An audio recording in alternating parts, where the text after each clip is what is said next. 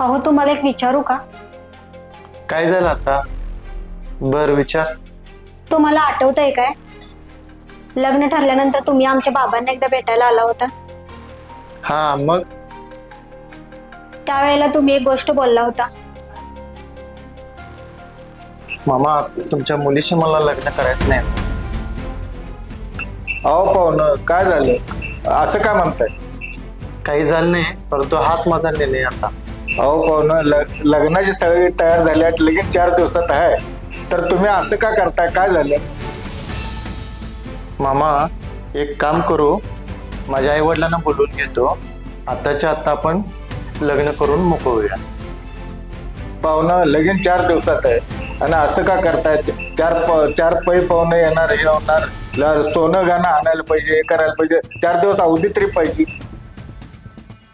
मला सोनं नाणं नको आहे, फक्त तुमची मुलगी आणि नारळ फक्त द्या.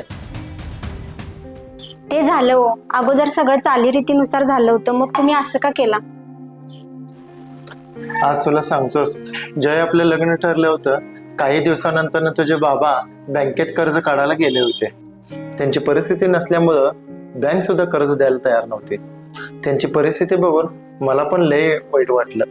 मला पण एक बहीण आहे, तिच्या लग्नासाठी किती बाबांना त्रास झाला होता ते मला अजून माहित आहे. ते कर्ज अजून मी फेडालोय. आपण लग्न नाती जुळण्यासाठी करतोय, देखाव्यासाठी नाही. माझ्या वडिलांना झालेला त्रास तुझ्या वडिलांना नको, म्हणून त्यावेळी मी तो निर्णय घेतला.